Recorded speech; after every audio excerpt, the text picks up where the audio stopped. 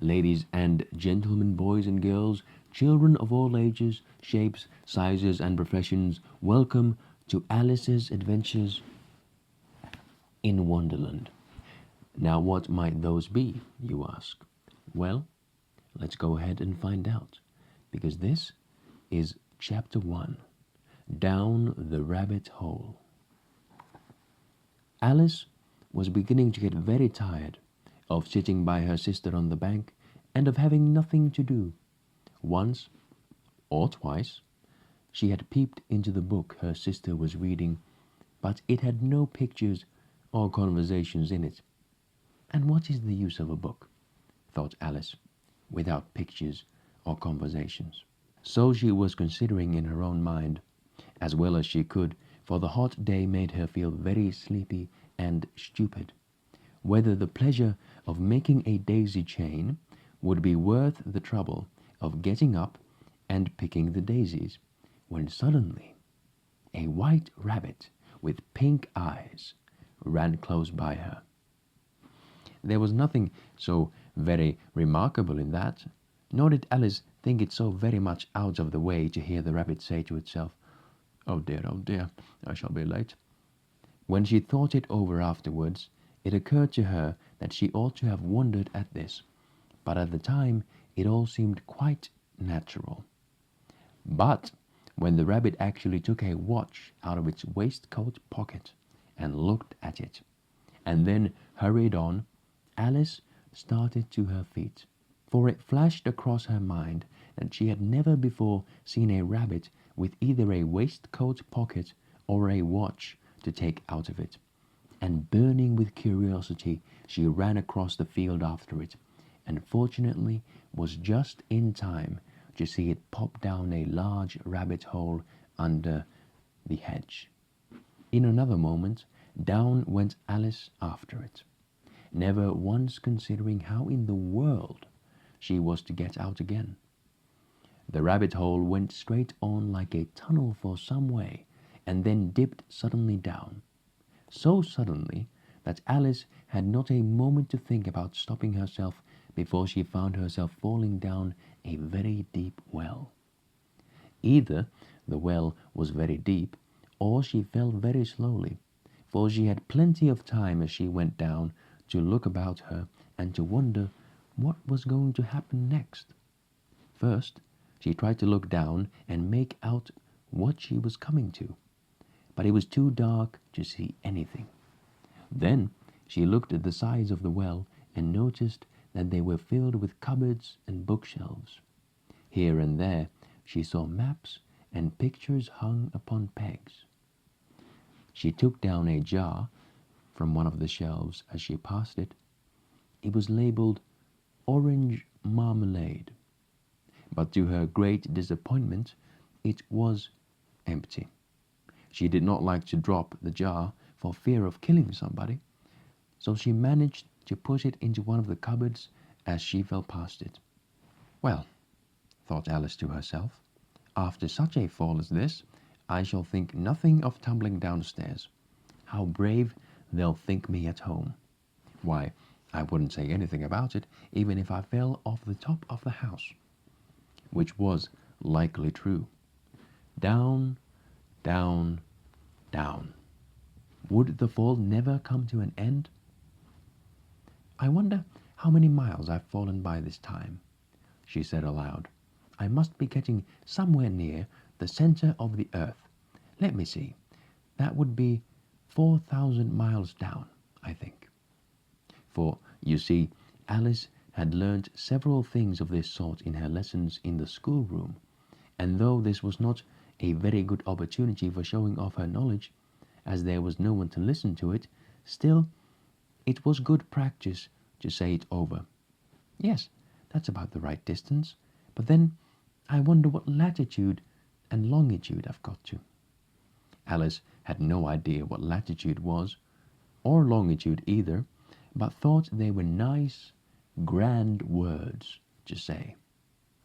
Presently she began again. I wonder if I shall fall right through the earth.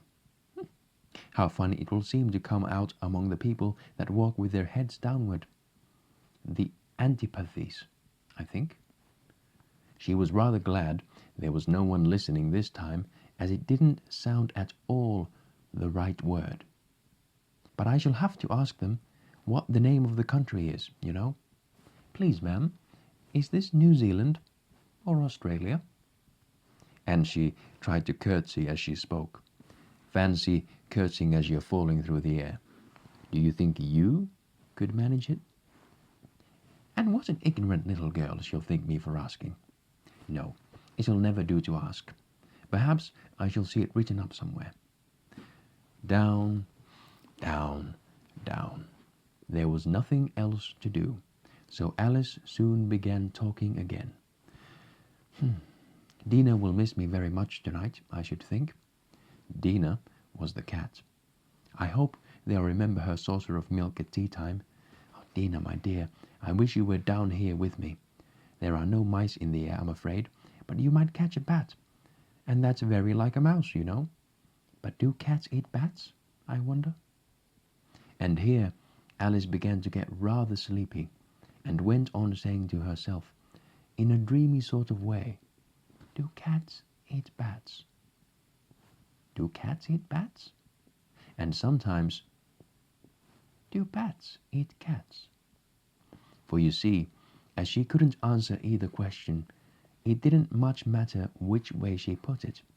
She felt that she was dozing off, and had just begun to dream that she was walking hand in hand with Dina, and saying to her very earnestly, now Dina, tell me the truth, did you ever eat a bat?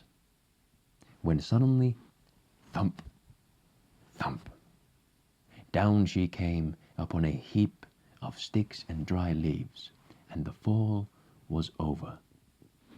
Alice was not a bit hurt, and she jumped up onto her feet in a moment. She looked up, but it was all dark overhead. Before her was another long passage, and the white rabbit was still in sight, hurrying down it. There was not a moment to be lost.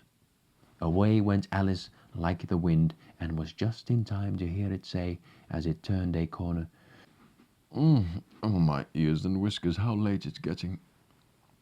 She was close behind it when she turned the corner, but the rabbit was no longer to be seen. She found herself in a long, low hall, which was lit up by a row of lamps hanging from the roof. There were doors all round the hall, but they were all locked. And when Alice had been all the way down one side and up the other, trying every door, she walked sadly down the middle, wondering how she was ever to get out again. Suddenly, she came upon a little three-legged table, all made of solid glass. There was nothing on it except a tiny golden key, and Alice's first thought was that it might belong to one of the doors of the hall. But alas, the locks were too large, or the key was too small. But at any rate, it would not open any of them. However, on the second time round, she came upon a low curtain she had not noticed before, and behind it was a little door about 15 inches high. She tried the little golden key in the lock, and to her great delight, it fitted. Alice opened the door and found that it led into a small passage, not much larger than a rat hole. She knelt down and looked along the passage into the loveliest garden you ever saw. How she longed to get out of that dark hall and wander about among those beds of bright flowers and those cool fountains. But she could not even get her head through the doorway. And if my head would go through, thought poor Alice, it would be of very little use without my shoulders. Oh, how I wish I could shut up like a telescope. I think I could if I only knew how to begin. For you see, so many out-of-the-way things had happened lately that Alice had begun to think that very few things indeed were really impossible.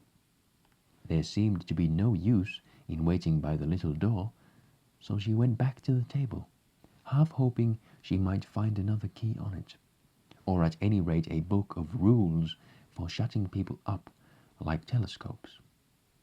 This time she found a little bottle on it, which certainly was not here before, said Alice, and round the neck of the bottle was a paper label with the words "Drink me" beautifully printed on it in large letters.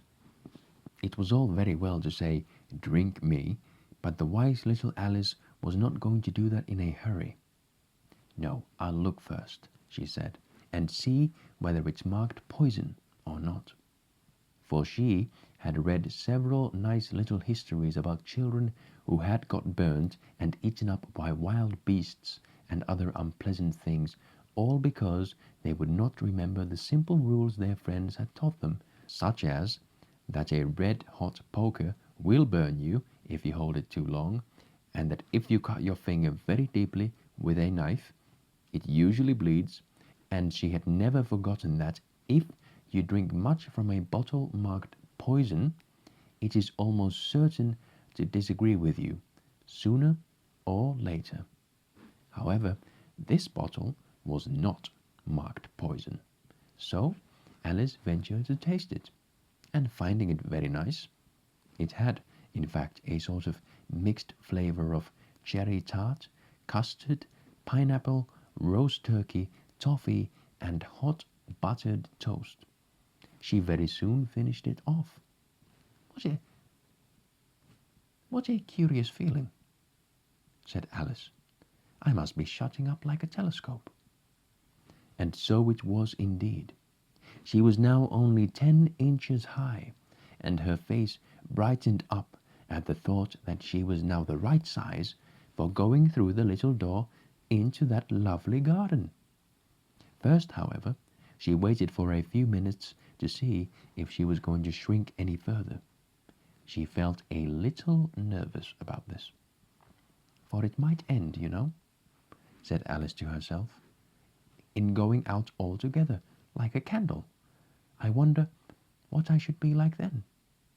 And she tried to fancy what the flame of a candle is like after the candle is blown out, for she could not remember ever having seen such a thing. After a while, finding that nothing more happened, she decided on going into the garden at once. But, alas for poor Alice, when she got to the door, she found she had forgotten the little golden key, and when she went back to the table for it, she found she could not possibly reach it. She could see it quite plainly through the glass, and she tried her best to climb up one of the legs of the table, but it was too slippery, and when she had tired herself out with trying, the poor little thing sat down and cried. Come, there is no use in crying like that, said Alice to herself, rather sharply. I advise you to leave off this minute.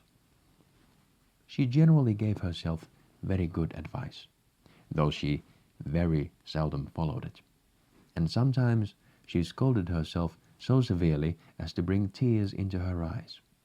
And once she remembered trying to box her own tears for having cheated herself in a game of croquet she was playing against herself. For this curious child was very fond of pretending to be two people. But it's no use now, thought poor Alice, to pretend to be two people. Why, there's hardly enough of me left to make one respectable person. Soon her eye fell on a little glass box that was lying under the table. She opened it and found in it a very small cake on which the words "Eat me" were beautifully marked in currants. Well, I'll eat it, said Alice, and if it makes me grow larger, I can reach the key, and if it makes me grow smaller, I can creep under the door. So either way, I'll get into the garden, and I don't care which happens. She ate a little bit and said anxiously to herself, Which way? Which way? Holding her hand on the top of her head to feel which way it was growing, and she was quite surprised to find that she remained the same size. To be sure, this generally happens when one eats cake, but Alice had got so much into the way of expecting nothing but out-of-the-way things to happen that it seemed quite dull and stupid for life to go on in the common way. So she set to work and very soon finished off the cake. That was chapter 1 of Alice's Adventures in Wonderland. Next will be chapter 2, The Pool of Tears. Until then.